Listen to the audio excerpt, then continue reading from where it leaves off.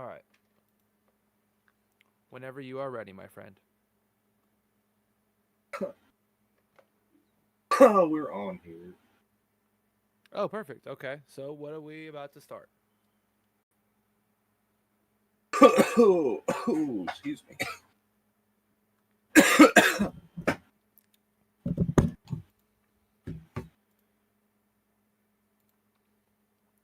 Just a second. Oh, what the fuck? Yeah, so we missed a couple trailers in the last couple weeks, True. specifically Peacemaker season 2. So I'm gonna watch that one. We've got the paper, and then something else I hadn't heard of that you sent. But yeah, we're gonna start out with Peacemaker season 2. Ooh. Do you want to play that song real quick? Is it just on Spotify? Yeah. I can send you the link real quick. No, it's okay. Let me search it. It's called Waste.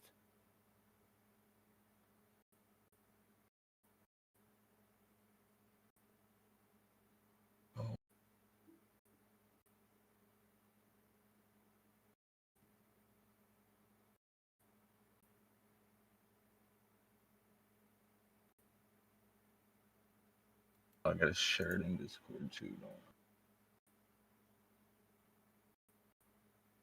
Yeah, I'm just playing it on stream. Perfect. Let me. I don't think I'd be playing it to you.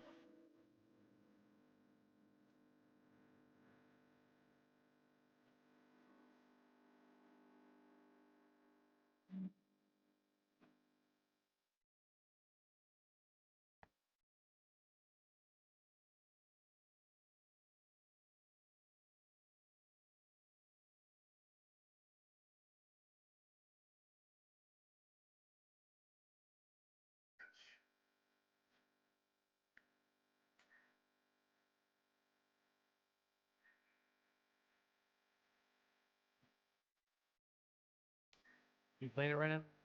Mm.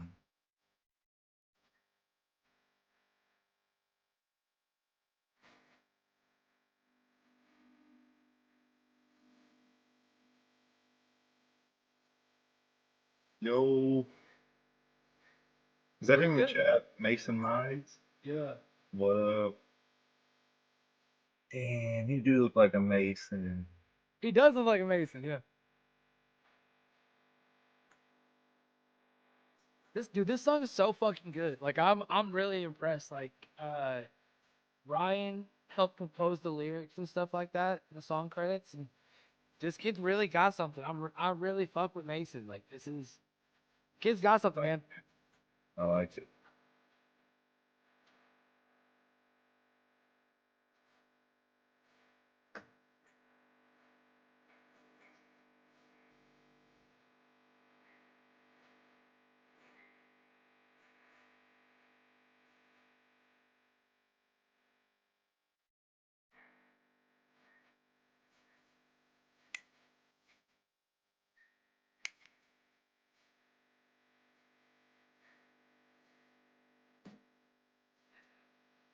You know, I like, yeah, the waste. It's very similar to one of your old songs.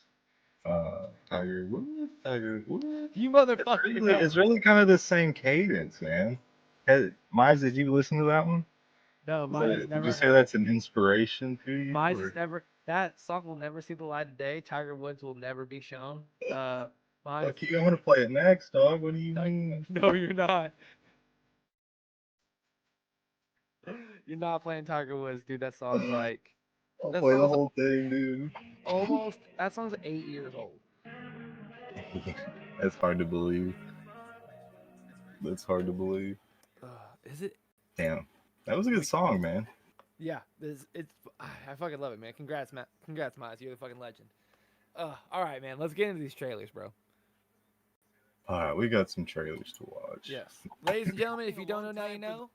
What? My bad. Ladies and gentlemen, if you don't know now, you know. I am Dougie McDoubles, and next to me, across the pond, is Ray McFlurry II. And we missed a couple trailers in our off time.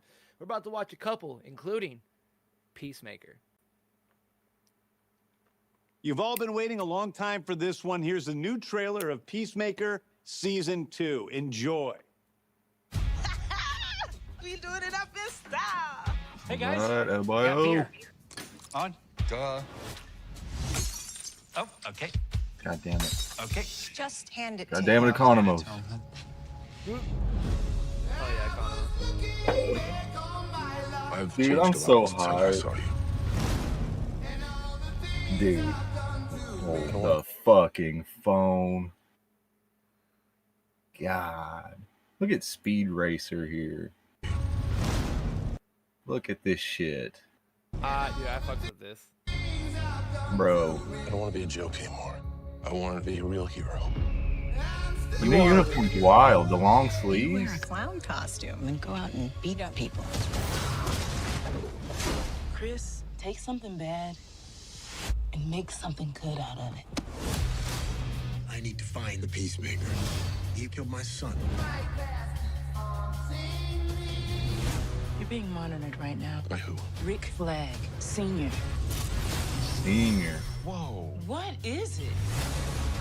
I have a dimensional portal. And it leads to a Oh, parallel fuck. portal. What the fuck? Are these universes? He said this is a portal. I think a lot of them are like, it's like storage, but some of them are portals. Okay. Whatever it is, there's a fuck ton of them. World. What? It's not that big a deal. Get the out, is not. My son's Argus, the man you could okay. ever dream of being. I've tried to make up for my mistakes, but I'm not sure Of course. redemption is possible. James Gunn's horny ass. Yeah. Yep. Me and Chris, it's never gonna be a thing. I'm going to make a life in the other world. There's another dimension. It's exactly the same as ours. But better. Best dimension ever. Dude, that's sick. We need to close that dimensional rift. Oh, dude, what? These are all dimensions. What the fuck? Oh my god, you're right. That dimensional rift. Yeah, okay, so they're all little doorways.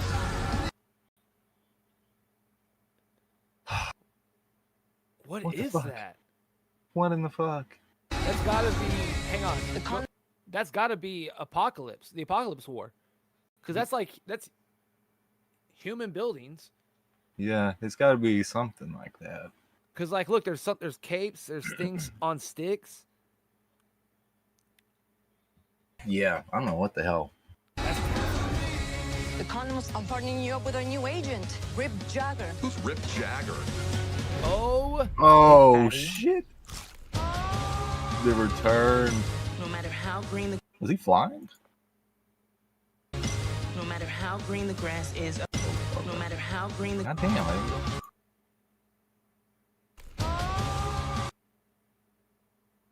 That's gonna be badass, dude. Eagerly Yeah, it is. flapping along beside no him. matter how green the grass is over there, His dad's alive? Yeah, in the other universe, And they're all good. They're all good guys in the other universe. Oh my god. you belong. That's gonna fuck me here up, dude. with us. Betty Crabjoys are there. We're gonna get Chris Was back.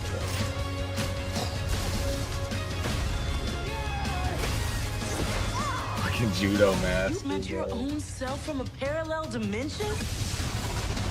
You're wearing his clothes? You think I bought this? That's painful. Hi, Mom. We're going to my secret room. You're not allowed to follow. You must be John. Uh-huh. You're not that dorky. Shut up, Mom. God, I love Vigilante, dude. I love Vigilante. Oh, that's so sick. That looks obviously damn good. incredible. Obviously, it's incredible. Can't fucking wait for it. Yeah, the implication. There's a lot of different universes, man. I don't know. It seems like story's gonna get crazy. Yeah. Not that it wasn't, but it was pretty grounded, you know, except for, yes, there was gorilla getting killed by chainsaw in season 1, that type of shit, but it was fairly grounded. This seems pretty nuts. I can't wait. Yeah, it's gonna be so fucking sick, dude. Okay, what's next on the rocket docket? All right, we've got the paper official trailer. Ah, yes. This is this the spin-off? Is that what they call it to The Office? Yeah, it's about it's about a newspaper now. Mm-hmm. Instead of a paper company. Okay. Yeah.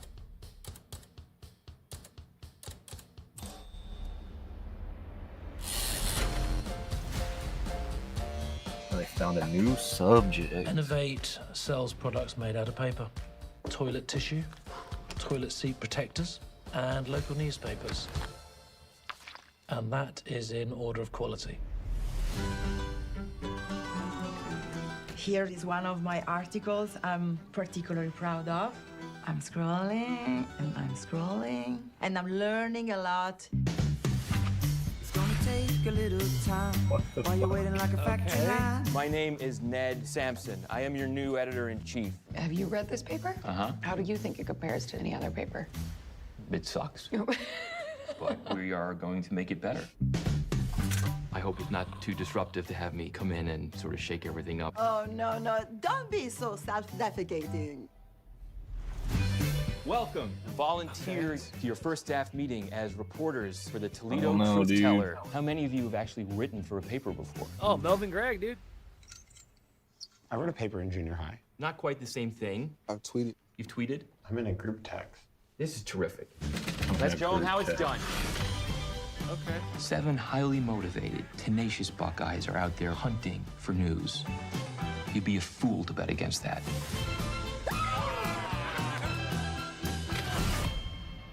Not again. I'm not agreeing to any of this. I will make this unusable. Oh Who's my that? god. All right, Oscar. I don't know how I feel about that, bro. It looks like it's gonna be a really good 2-season what the fuck. You know what I mean? Yeah, I don't even. It looks like. I don't know, man. It doesn't make sense to me why you even have to. It doesn't get made if it's not tied to The Office. But then also, like, tying it to The Office dooms it to fail because.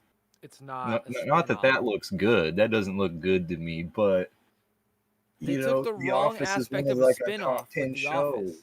Like, they took the wrong idea. They were like, okay, how are we going to make a spin-off? It's going to be Kevin owning the bar. It's going to be Stanley on vacation, Phyllis and Vance refrigeration. No. The same documentary, same fucking documentary team. They're going to a newspaper. Yeah, that's the wrong character to pick. Like Breaking Bad, they spin off. They pick Saul Goodman, right? They picked Jesse for the El Camino movie. Saul, exactly. Right. They picked the right things. Like here spins off. They pick Frasier. You know, clearly the right choice. This is like you spin off of The Office and you pick the camera crew that was there. That's the one. That's like the one that's not a choice. It rated one of the worst episodes. Like Scroot Farms should have been your one. I remember when they did a ghost pilot for it. I remember the worst rated episode for one of the worst rated episodes for The Office is when one of the docu crew guys they when he inserts himself and they were like, why was that needed? That y'all are clearly just running downhill. Yeah, that is a crappy part because that's like. When you're watching it, I feel like you don't really think about it being a mockumentary, even with all of the like little talking head things that they do and the cold open type of shit. You don't really think about it being a documentary. But then it gets to that point where Pam vandalizes the warehouse worker's truck, and then because he ruined her painting or whatever, and then he's like genuinely coming after her. And I think Brian, the boom guy, from the camera crew. he like intervenes and saves the day, and then they have this little pseudo romance kind of weird thing.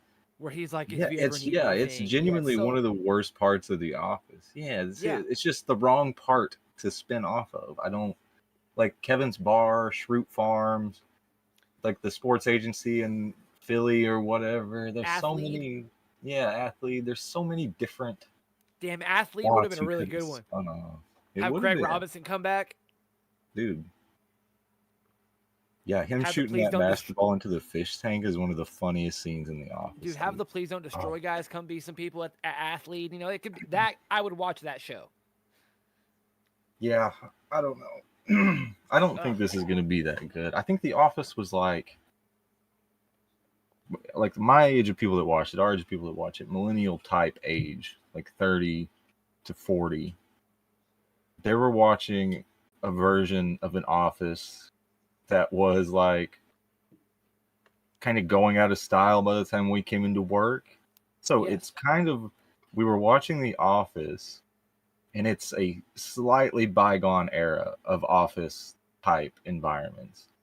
Yeah. This one feels like how offices are in 2025.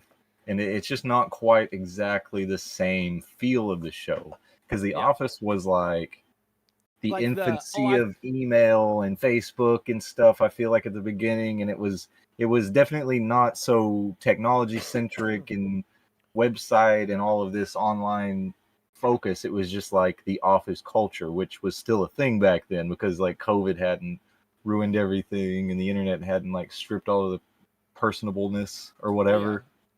Quick little tism time real quick. The Asian girl in that, she plays Citizen Z's wife in Z Nation. Shout out to her. But the black guy is Melvin Gregg. He was one of the biggest Viners of all time. Yeah. And then he was in, what the hell is that show called? Baby, do you remember when the kids were stuck in a high school and it had like Adam Hicks and like a couple of, had like the Nash Greer or whatever the fuck, you remember them? You remember that show when it was called Freakish or something like that? It was like zombies. Hang on one second, Ray. But yeah, Melvin Gregg was in that. He was in Snowfall. So good for him to continue to.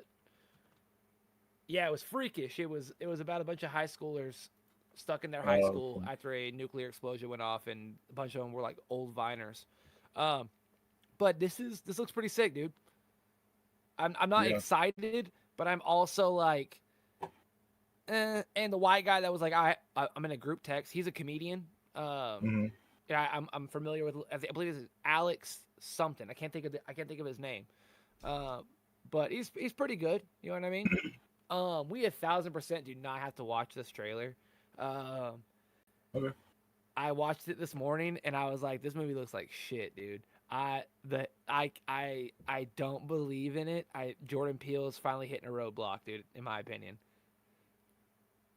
Okay, we'll skip it then. All right.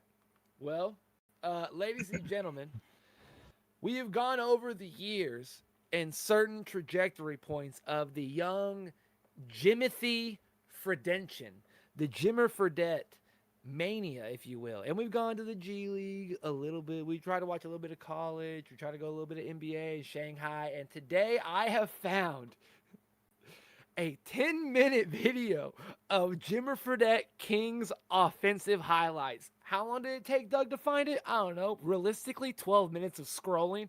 But I found it, God damn it. Because it's 10 minutes of him. I didn't realize he had 10 minutes worth of offensive plays for the Kings. It's going to be so many assists, bro. I was about to say, I was like, it's going to be a lot of assists. It's going to be In a lot of addition to like Tyreek Evans so much, dude. It's going to be a lot of 147 to 98 games, and he's going to be, he's going to be in at the last minute. It's going to be a lot of that. Him and IT are going to, IT is going to be taking a break. Boogie's off the court. Tyreek Evans is gone.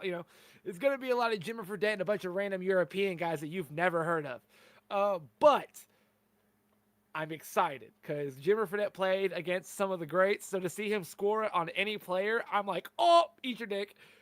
So without further ado, ladies and gentlemen, and Ray, Jimmer Fredette playing for the Kings.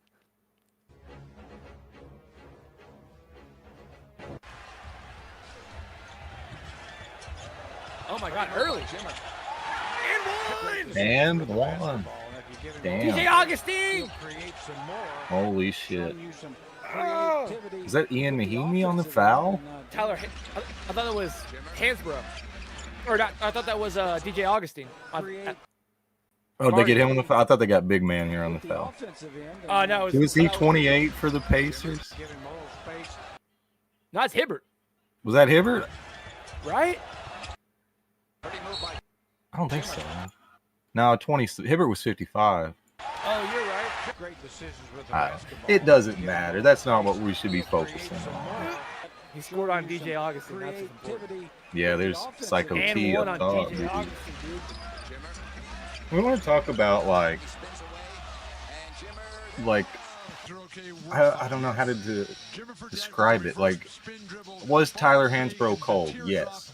Did Tyler Hansbrough get buckets and fight people at the drop of a hat? Yes. Is he one of the worst looking NBA players in history in a jersey? Yes. He does not wear a jersey good. He looks like shit.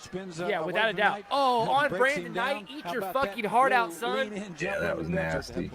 Hit that shit over Greg Monroe. Oh my God, Lamar Odom, eat your heart out, son. That was pretty nasty.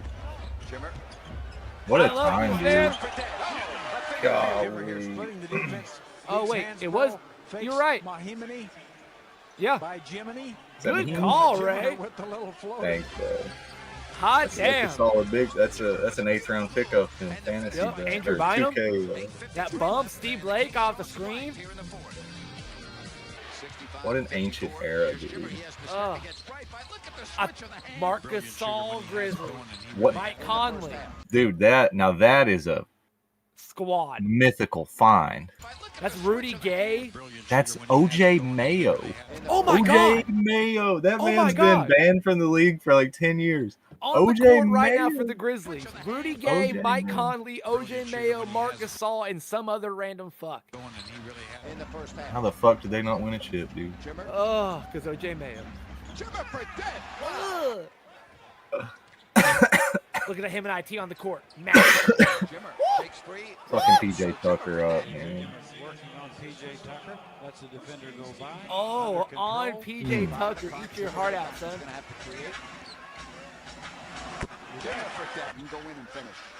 Rodney Hood? Will Mario Chalmers action now? That's nasty.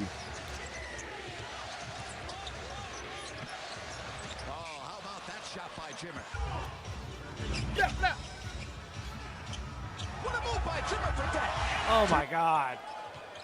God, that was crazy. Get off of me. Corpse of Matt Eric Barnes. Bledsoe. Jimmer attacking the basket. What a layup by Fredette. A nice little shot, but now watch Jimmer get before the defender Jordan can get to him. Farmar. Butler now is 1 of 5 in this game. Damn, he hit that shit right on Chris Paul. Get him again.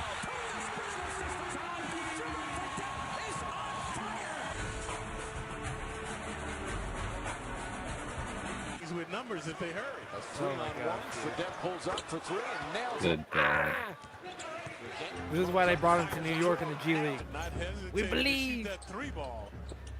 He could have just he just guarded scored that anybody, on Pablo dude. Prigioni. He scored that top of the key 3 on Pablo fucking Prigioni and hit that in Melo's eye. Raymond Felton looking pretty thin. Wraps around a pass to Fredette.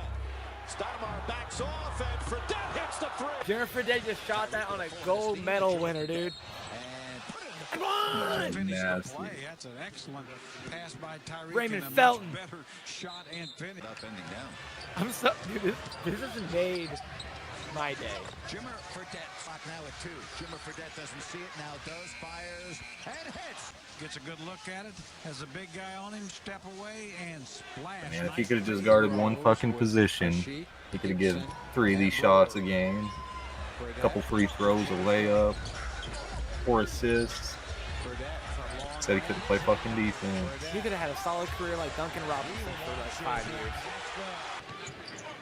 If he could have just got his defense Even up, he could have been Popovich like couldn't TJ fix him. McConnell. No, Popovich couldn't fix him, bro. how you know.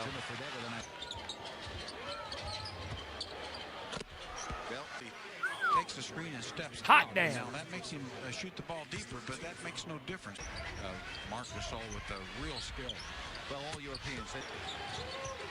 Jimmer, can he do it again? Jimmer for dead to work. 5 seconds.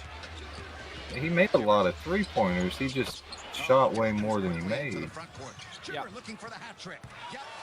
And everyone that he played defense on always scored. Oh, a young Ricky Rubio. Again, a spectacular move here. Oh, a baby Ricky Rubio. Baby Rubio, yeah. Yeah, there was a genuine time in my life where I thought Ricky Rubio, Kevin Love was going to be the next era of Stockton Malone. Oh my goodness. I thought they were it, man. Remember when Chase Budinger was on that team in 2K when he was unstoppable? Didn't make sense. What a weird career, dude. You always hear about college basketball players going and playing pro football, or like college football players playing pro basketball, but like a pro basketball player playing Olympic volleyball, like retiring to play, insane, fucking insane. I know he's a 6'10" sharpshooter, but like, it's like Kevin Martin be like, oh man, I have too many points, I gotta stop. Like, what do you mean you have to stop? I got 17 in the first quarter. Yeah, insane. Putting up my player numbers.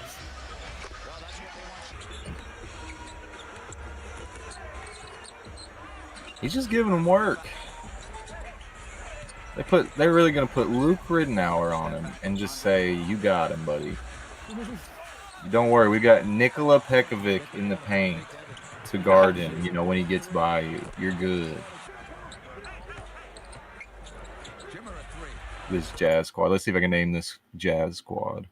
Oh my goodness, I'm actually really excited. Let's see. Okay, you got Al Jefferson, Paul Millsap, easy. Yep. 13. Oh no, at 10 that's Burks. This is John Lucas III, number 6.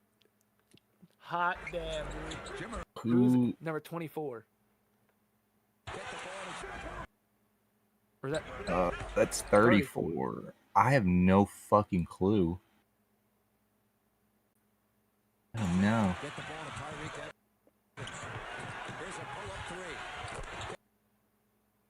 That's Inez Cantor. I don't know. I don't know the other ones. Wow. That was crazy. 34, genuinely clueless.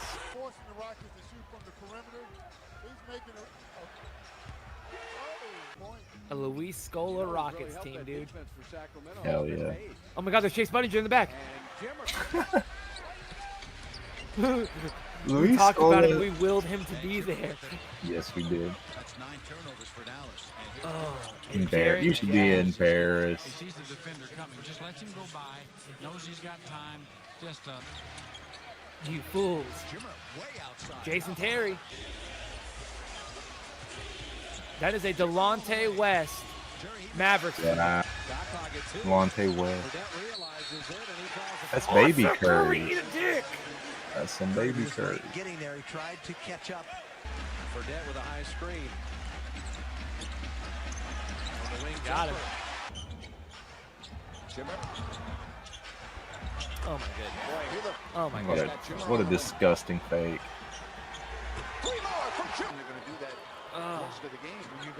Dude, I couldn't tell you how bad I wanted a number 7 Kings jersey with Jimmy Fredette on the back, dude. Like, I wanted it so bad. I can understand. Jimmer with the little runner. Watch the end of this quarter with Chuck Hayes setting a nice screen. Do you think, like, if Jimmer looked less of a dork, like he would have lasted longer? Like, the white socks with his pasty legs and then the white uniform, he's not doing himself any favors, I don't feel like. Yeah. Because I feel like there are some players in the league that they're trash, but they just look so cool out there that I swear they get contracts based on it. Yeah. Like, no, 100%. But Jimmer, he just doesn't Put quite some have leg that sleeves same. on or something, dude. Yeah. Put That's one right. shooting sleeve on. Wear a headband. Don't like play in the socks you wore from the house, you know? Like, Don't play in the. Oh, finally passing Oh. highlights. 8 minutes into this shit, dude. that's damn what a dish. Look at him go. Whoa. Yeah, that's pretty nasty. That's a Dugan pass if I ever seen one. That's a Doug pass. Shot 7 of them and kept missing, so finally he's gonna pass it down to. These are not highlights, so maybe 2 of them are. Not even one behind the back pass. Like that is not. That's just an assist. That's not a highlight. Fundamentals. That's a pretty good pass. That's solid. That's just an assist. That's poor defense from Andrew Bynum. Yeah, that's just Andrew, but that doesn't even count. Is that Grievous Vasquez? Hold on. It was Oh Grievous my Vasquez. god. 100%. I haven't seen these uniforms in so fucking long, dude. That's Chris Kaman, baby. This is the trash man. It is. That sure was. Jeremy Lin did that. So many Who times. is that? Who? Who the fuck was number 88 for the Lakers? Is that 88? I thought that was 00. So I thought that was Xavier Henry. I look like 88. Hang on, I'm about to Google it. That's so wild.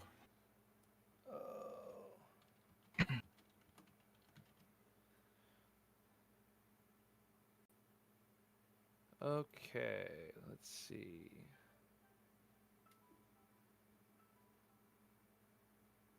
Is that you? Baby? Is that you? Was that your music going? Someone calling you? 61%. Fredette kicks it out. Rudy Gay wide open through. So that circle leads in. Good pass. Okay, we have. These are just not highlights. None of these. What years, bro? Looks like he's trapped, but he keeps his dribble alive. Chris He wouldn't have done Yenga? that earlier and finds Chuck Hayes with. No, never heard of him. Nice pass. Never, dude. Wait, now watch Jimmer turn the corner. Just a little shovel pass, and there's Jay.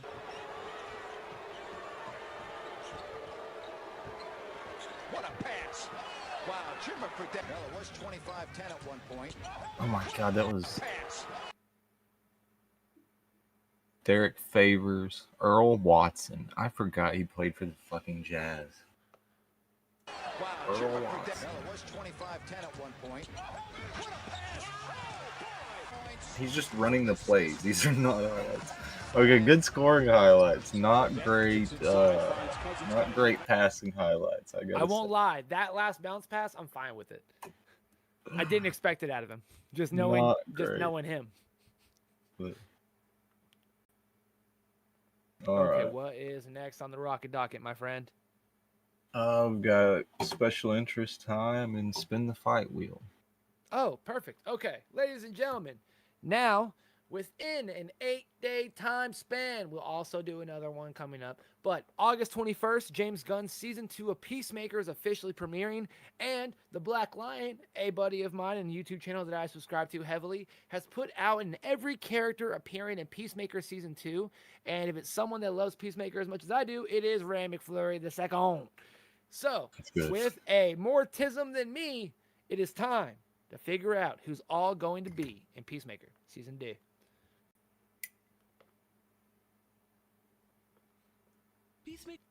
Also, John Cena, we love you. Season 2 releases very soon and will be the DCU's first ever live action season of TV, which is unusual because it's a second season of a show. I'm not sure I've ever seen anything like this, but Peacemaker's 2 seasons take place in 2 completely different franchises, which can lead to a lot of confusion. In this video, I'll try my best to clear up that confusion while going over every character returning from Peacemaker season 1, every newly introduced character, and then what parts of their previous roles are canon, because while season 1 takes place in an alternate universe, universe. It is mostly canon. Make sure to subscribe and become a member in the noble tier or above for early access to videos. Leave a like, and let's begin. The titular character, Peacemaker, or Chris Smith, is played by John Cena, who is reprising his role as basically the same character who appeared in The Suicide Squad in Peacemaker Season 1, and then the same character who appeared in cameos in Creature Commandos and Superman, making him the most recurring hero in the DCU. Like in the DCEU, Chris has the same backstory of being raised by a genius supervillain father who forced him to fight his brother, leading to an accidental death. As an adult, he became Peacemaker, acquired and trained in Eagle, befriended Vigilante against his will, and then was eventually arrested, used as a Suicide Squad member, killed Rick Flag, and then let out on condition of one last mission known as Project Butterfly. He killed his father and stopped the Butterfly invasion. At this point, he's free and is friends with Vigilante, Leota Adebayo, and Johnny Cattamos. He's in love with Amelia Harcourt, who might not love him back, and he seeks to be taken seriously by the superhero community, but is rejected by Maxwell Lord and his Justice Gang right in the beginning in episode 1, despite the fact that he helped stop an alien invasion. Aside from dealing with not being taken seriously, Chris will be hunted down by Rick Flag Sr. and seeks a better world in the alternate dimensions accessed through his father's quantum unfolding storage area. Apparently, there are 100 alternate dimensions. Augie Smith, aka the White Dragon, is played by Robert Patrick and was the evil Nazi genius supervillain father of Peacemaker. The previous season ended with Peacemaker seeing his father as an illusion. We haven't seen that particular element shown in trailers. All we know is that Robert Patrick is appearing in the season, but that can't just be as his alternate dimension counterpart, as well as maybe flashbacks. I think he will probably appear as an illusion early on, but Chris will probably just get over that, and from then on out, only the pocket dimension version will appear. We'll get back to it. Eagly is voiced by D. Bradley Baker, previously appearing only in Peacemaker Season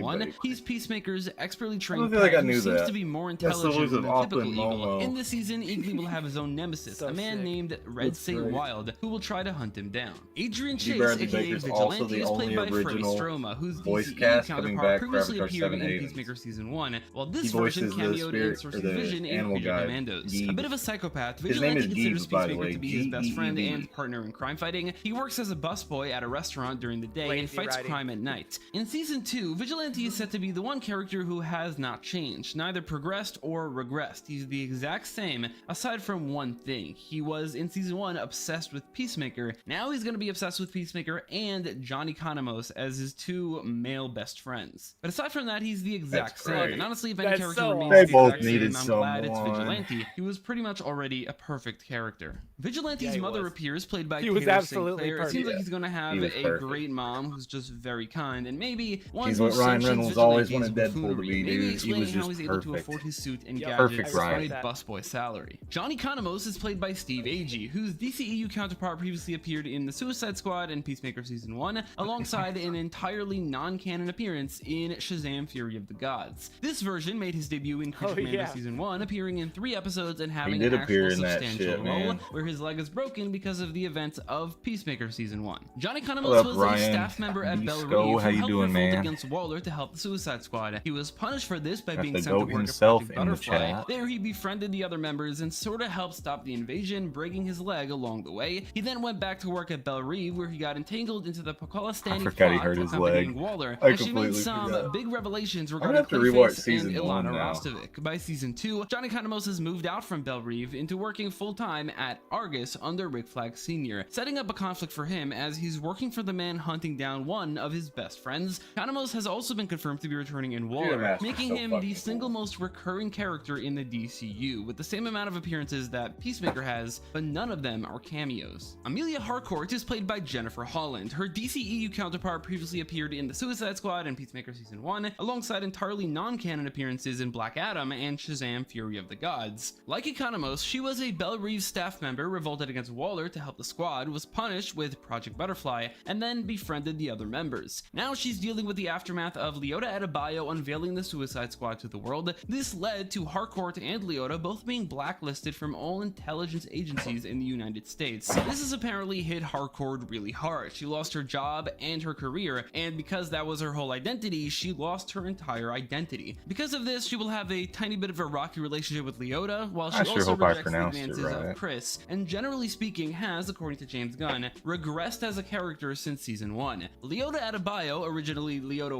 Waller, before taking her shit, wife's Ron name, is Beast goes in played the by chat. Danielle Brooks and previously appeared Big in Avatar Peacemaker fan. Season 1 only. She was given a job by her mother at That's Project right, Butterfly Big despite Legend of being Korra unqualified. She hater. I befriended the remember the others, with episode Peacemaker now. even considering her to be his best I human remember friend. your He then interview. revealed the existence of the Suicide Squad to the world, outing her mother That's and fun, the shutting that whole operation down, podcast, making isn't her it? Made me want to directly talk about Legend responsible of for the Korra. existence of the Creature That's funny. Commandos. In Season 2, Leota is Great also series. blacklisted from all intelligence For the agencies, but most is now part. trying to create her own mercenary business, and it's not going well. Leota will then also appear in Waller, her mother's show. Leota's Dude, wife what's going is on with Kia Waller? Adebayo, It kinda played by sounds like Elizabeth he Ludlow, delayed it previously appearing indefinitely. only in Season 1, in which she just acted as Leota's It caring doesn't really spouse as seem they like went that's through ever gonna money come to trouble fruition, and because dealing with that her was wife supposed getting to deeper be- into her job. Now she's working as a barista at Jitters. Before like Superman Iris came West out, and Waller the was Arrowverse supposed to before already have been her. dropped on Duel HBO Master now Max. officially Yeah. Like the original timeline was Waller, Commandos, Waller, Superman, Peacemaker. And Oh, then you're Waller right. hasn't even started filming.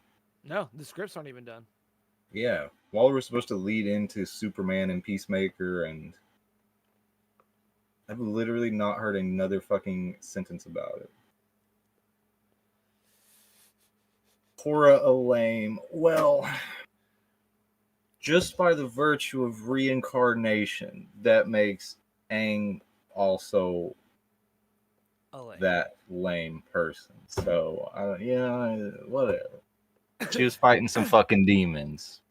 She was Ryan, fighting some are demons. you excited for the Seven Haven series? And also, when are we gonna get a Port Humame sequel? Because I think we need it.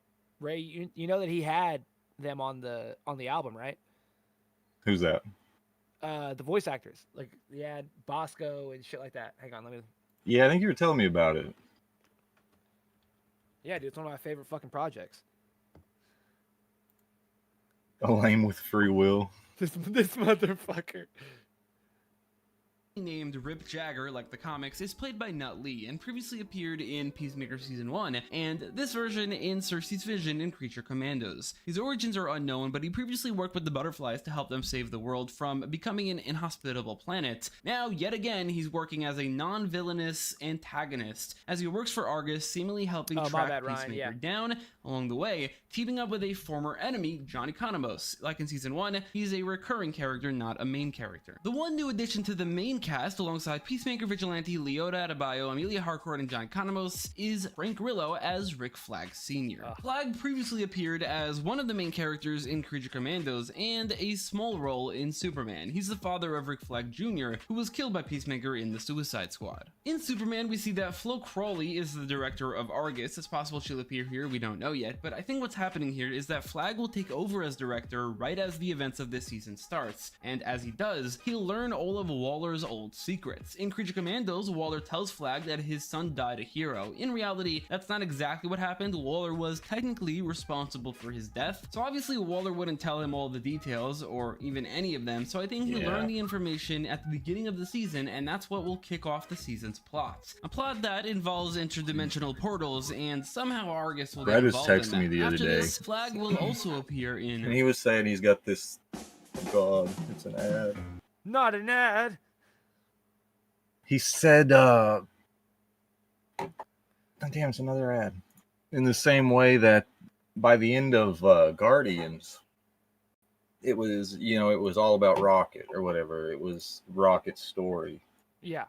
He said the DCU is just going to be Rick Flag Sr.'s story. His theory is that Rick Flag is like going to be the thread that weaves through every project, and then by the end, it's like a Rick Flag. Rick Flag's the, like the common thread or whatever for a bunch of these universes. Okay, I don't hate that.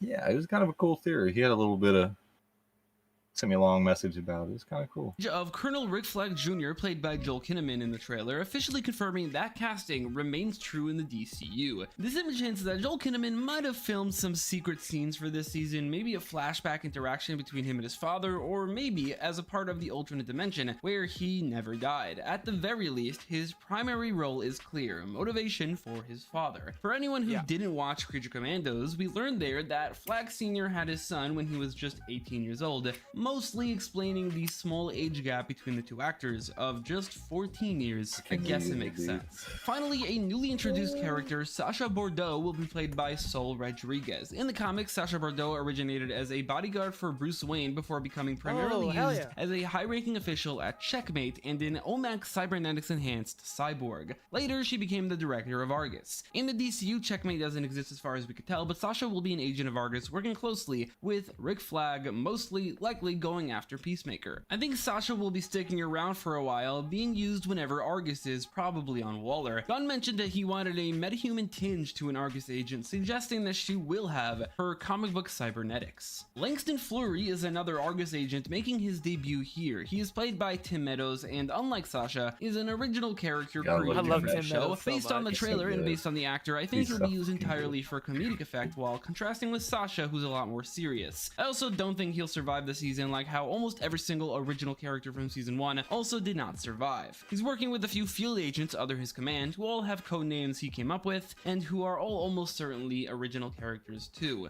Titties, played by Anissa Matlock, Encino Man, played by Dorian Kingi, Pony Boy, played by Brandon Stanley, and Mexicali, played by Reynaldo Faberel. Pony Boy, the third one.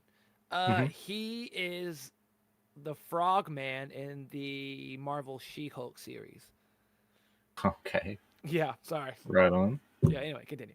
The antagonists of the season won't just be Argus agents, but also a few comic book or comic booky villains. I say comic booky because this first character is not from the comics, but it is definitely a character who feels like he is. Red Saint Wild is played by Michael Rooker and will act as the nemesis to Eagly. Red Saint Wild is apparently the greatest eagle hunter in the world, out on a mission to hunt down the most well-trained eagle in the world, and he'll be working with Argus to do so. What's interesting is that he seems to wear some sort of Native American clothing, but also he has some sort of superpower that creates energy. There are characters like that in the comics, like Apache Chief or Manitou Raven, but I don't think that has any connection to this character. So we don't know much about this guy, a creepy looking four-eyed alien or monster who randomly appeared in the behind the scenes footage. Maybe a white Martian, but unlikely. He's gray and he has 4 eyes, maybe a demonite, gray villains with 4 eyes from the Wildstorm universe, but maybe also it could be an imp, since James Gunn mentioned that we'll be seeing imps in the season, after talking about how he'd like to adapt Batmite, or at the very least a Peacemaker version of Batmite. We saw one imp in Superman who was very different from the famous imps like Mr. Fiddleick or Batmite, but also looks completely different from this guy, so maybe not. Jaina Hudson, aka the White Rabbit, is a Batman villain appearing in the season played by Brie Noelle. In the comics, she has no origin and has the ability to duplicate herself into 2 beings, the normal self Jaina Hudson and the White Rabbit. In season 1, it was mentioned that Peacemaker fought Kite Man in the past. White Rabbit could be a similar situation. Batman has such a large rogues gallery that moving some of the lesser known ones who don't really need to be Batman villains, like Kite Man or White Rabbit, to other heroes' rogues galleries who desperately need them, like Peacemaker, I think makes a lot of sense. As of now, we haven't gotten a good look at her, but I highly doubt her costume will be exactly like the comics. I'm not sure that will translate directly to live action. A huge surprise from the first trailer was the appearance of the Justice Gang in a direct connection to Superman, as this show takes place just 1 month later. Sean Gunn appears as Maxwell Lord, the CEO of Lord Tech and the manager of the Justice Gang, in his second appearance, but his first one that isn't just a cameo. Nathan Fillion appears as Guy Gardner, aka the Green Lantern, and Isabella Merced appears as Kendra Saunders, aka Hawkgirl, both in their second appearances as well, plus a third appearance as a cameo in Creature Commandos, wearing the same suits from Superman. Guy and Kendra seem to have remained assholes as they reject Peacemaker from the Justice Gang. They were inspired by Superman in Superman, but not exactly enough to change who they are. This scene indicates that the Justice Gang are actively trying to expand their ranks. With Metamorpho, they kind of just stumbled upon a hero who they added to their ranks, but now they're actively looking for members. I think it'll also be revealed in a fun moment that the events of Peacemaker Season 1's finale were slightly different. We'll see a previously on segment where instead of the Justice League showing up, it'll be the Justice Gang. That way, James Gunn was able to get these actors from the set of Superman to shoot a scene or two for the first episode of Peacemaker and only the first episode, and that's all they need to do to both connect this movie to Superman and have this feel more like an interconnected universe, but also seamlessly connect this to the DCU rather than the DCEU. As for Mr. Terrific, it seems he had better things to do, but it is entirely entirely possible that he will also appear. Also connecting to Superman, in the behind-the-scenes shots of Peacemaker, we could see Terrence Rossmore, who plays Otis Berg, as well as Stephen Blakeheart, who plays Sidney Hamperson, both employees of Lex's, appearing in Superman. This might mean that Planet Watch is a part of the story in some way. Maybe Lex will even have a cameo. It's also entirely possible that this behind-the-scenes footage was actually from the set of Superman, because Rick Flag also appears there. He was just talking about Peacemaker, which he was filming at the same time, or around the same time. But I think what's a lot more likely is that these two characters are appearing in Peacemaker. If they are, that makes 5 characters from Superman already, but there's actually another character officially confirmed. James Gunn confirmed that the man Peacemaker and Lex Luthor had interviews with in Superman, the Sphere News host Clevis Thornwhite, played by Michael Ian Black, will be making an appearance, likely only on the television, but maybe as a part of the story, like he was in Superman. Introducing Taco Bell's $3 steak burritos Fucking from ads. the zesty Chipotle Ranch to the But aside from all of this, Gunn also confirmed that there will be a few other, or at least one big appearance from Superman that we don't know about. To me, this sounds like it means one of the main characters like Superman, Lois, or Lex, and since his assistants are appearing, Lex is certainly the most likely. Then again, there's a behind-the-scenes photo of Daniel Brooks and David Cornsweet together, and Cornsweet is in the Superman costume. Now, the two projects did film at the same time, so it could just be a set visit, but it can also be a cameo that David filmed for Peacemaker. Maybe Superman himself is the big cameo, in which case, that would be insane and absolutely perfect. And finally, the alternate dimensions. The primary focus of this season will involve Peacemaker using the quantum unfolding storage area created by his father to access alternate dimensions, of which there will be 100. One of these dimensions is a hellish landscape with a huge skull spider. Whoa. Another dimension will actually include a vampire version of Peacemaker, but the primary dimension that we'll be visiting is Peacemaker's perfect universe. One where his family is alive and intact, he's together with Harcourt seemingly, he's a famous and beloved hero, and arguably even has a cooler costume and definitely has better gadgets and vehicles. For this alternate dimension, all the actors who play these characters in the regular dimension play them here as well. This is the alternate Peacemaker. This is Peacemaker's father, the White Dragon, who in this world wears a blue and white suit rather than red and white. And this third character is one we see in a mural and very briefly in the trailer, is likely Keith Smith. Keith Smith is Chris Smith's brother, who in our universe died, but in this perfect world it would make a lot of sense that he never killed his brother, and so he is also alive. Beyond that, David Denman was also cast for this season, but his character has not been confirmed. He's the one actor in the season who has been cast, but we don't know who he's playing. I believe that he is playing Keith Smith and this superhero. He might have a completely original name, but I think it'd be really cool if Gunn found some obscure character in the comics that he could change the real name of, which is exactly what he did with the White Dragon. At some point, our Peacemaker will figure out what's wrong with this world, how it's not as perfect as he thought, or maybe how his world is more fitting for him. And so that is it. This season is looking to be absolutely insane with a lot of cool concepts. Vampire Peacemaker, dude. Yeah, it's gonna be sick. The trailer looked awesome. Yeah, have you watched any of their podcast rewatch thing? No, I haven't. I didn't know there was one. Yeah, the one James Gunn did, the Peacemaker season or episode by episode. Yes, yeah. I watched the first episode. What'd you think of it? It was fine. I didn't watch all of it. I didn't watch all of it. Oh my goodness. Well, ladies and gentlemen, are we here for the last segment, gaming after this? No, I don't have time. Okay, perfect. Ladies and gentlemen, for the final installment of the Saturday morning stream, it is time. We are back for the Avatar fight scene.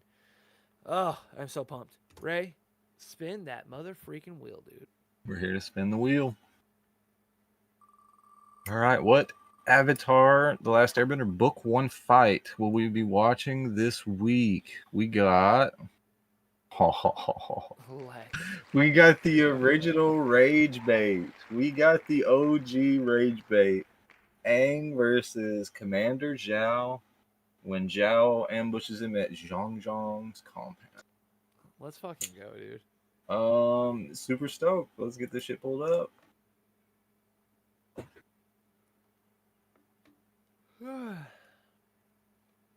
Let's see.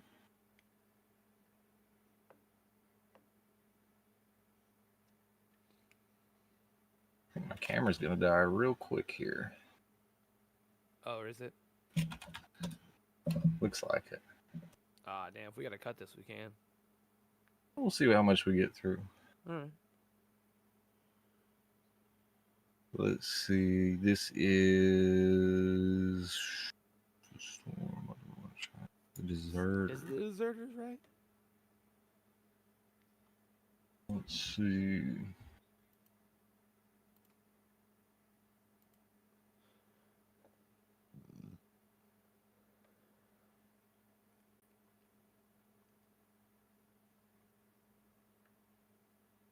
He's a great man. Great man. This could be.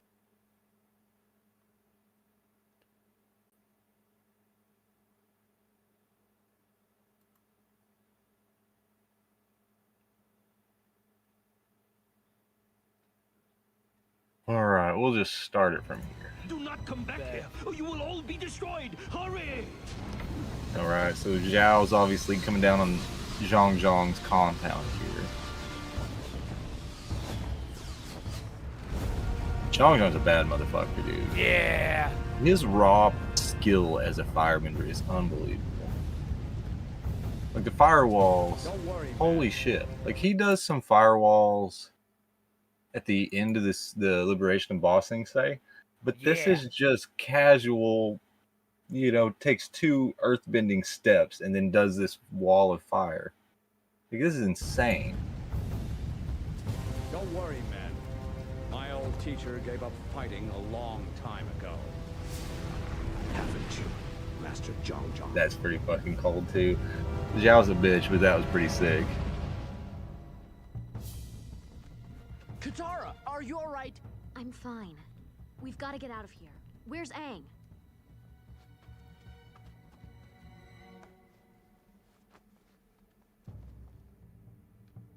Zhang Zhang tried to. Oh, we're not quite to the fight yet. I can't believe my former master has become nothing against the Avatar. Man, I think I can handle a child. This move from Zhang Zhang I've never understood. I know he explains it immediately, but like... Man, take the deserter.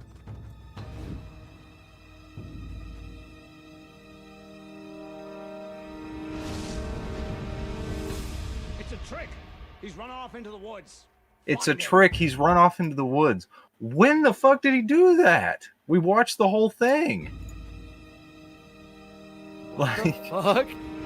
What do you mean he... Okay, I get it. You know, he makes the big show of fire or whatever. But, like, he's an old fucking man. He can't boomy his way underground and get out of there. Where did he... We would have watched him run away. What the fuck did he do there, dog? I've always thought that's so stupid. He's Batman, dude. What are you talking about, Zhao? He's run off into the woods. Find him. Let's find out what my I don't know. Maybe that's stupid. You were Zhang Zhang's student? Until I got bored.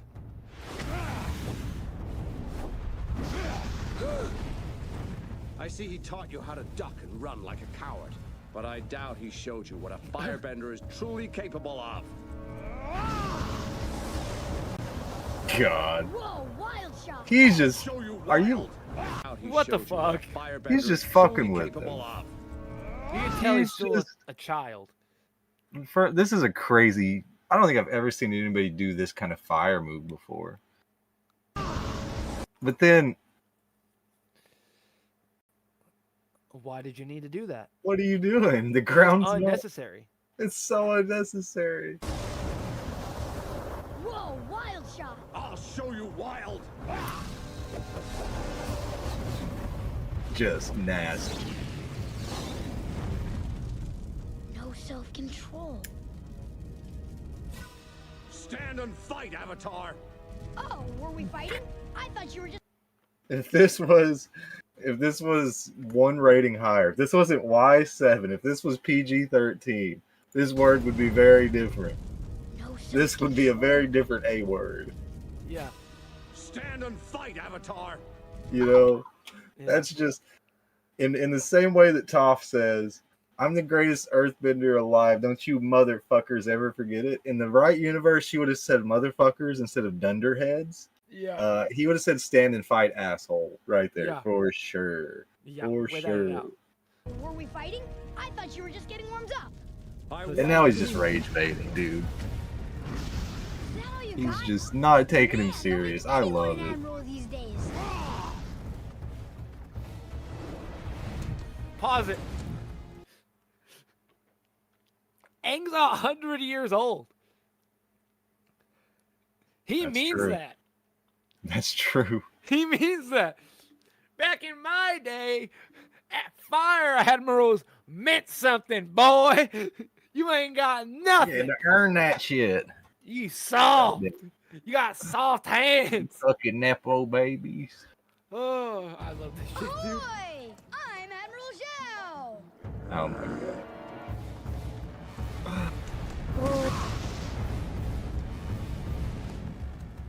I don't know why, but I thought you'd be better than Zuko. Dude. Such rage bait. Sloppy. Yeah. Very sloppy. Sloppy, very sloppy. He is, I don't think he's ever this disrespectful again, dude. Like, this is the most he just actually taunts, I would say. Nowhere to run now, you little smart mouth. You've lost this battle. Are you crazy? Like this, okay. Why are you landing like Superman? Why Yeah. are you landing Yeah. like Goku? Why are you landing like a Saiyan would land, Smart dude? mouth. Like, where's the speed at? Can I adjust the speed? Okay. Okay. So that's sick. Okay, you do the First of flip all- over the fire. He comes down in the Superman pose with his cape flapping. Yep, just the immediate Luthor. You know, just Yeah. And then he's gone. He's gone so fast. This is in 0.5 speed. Look how quickly he's gone from the screen. Zhao makes his move. Aang's gone. God. Aang is damn. gone. And then he comes down again. With He his hands lands behind like his Vegeta. back. With his hands behind his back. Yeah. He's about, Oh, to, they are call, he's behind about to his call back. Zhao a monkey. Like, it's about to get wild in this bitch. A single blow. No, Dude. but you have. Master Oogway, dude. John Just- said you had no restraints. He did one of those old man, wisest master, I'll show you, strong student. Like, this And is he's just one of my 100 years old. favorites. So it Yeah. counts. And he never, like, Aang, come on. Aang wins a lot of fights. He loses some fights too. I mean, he literally gets killed in the second book of the show, but I don't think he ever like fucks on an enemy like he does Zhao in this fight. No. Like The level of rage baiting in that was astronomical. Yeah. Because I might have to go rewatch this series because I forgot how good that episode was. So and that good, fight dude. scene alone just being like, it's so good. he always said you didn't have any control. Oh, Yeah, dude, that was so great. Dude, the landing, the first time, I'm sorry, the landing like this is just, yeah, it's Lord Beerus landing or something. Like, it's so, Yeah, that's some so Omni-Man anime shit. OP protagonist. Oh, God. And then behind It's the so back, good. like Vegeta, dude, is just Yeah. sick. God. Yeah, great fight. Fucking love that fight. I think we've gone through 5 or 6 of season 1's fights so far. That's been one of my favorites. Ladies and gentlemen, thank you guys so much for being here for the Saturday morning stream. I have been Doug. He has been Ray. We will see you guys another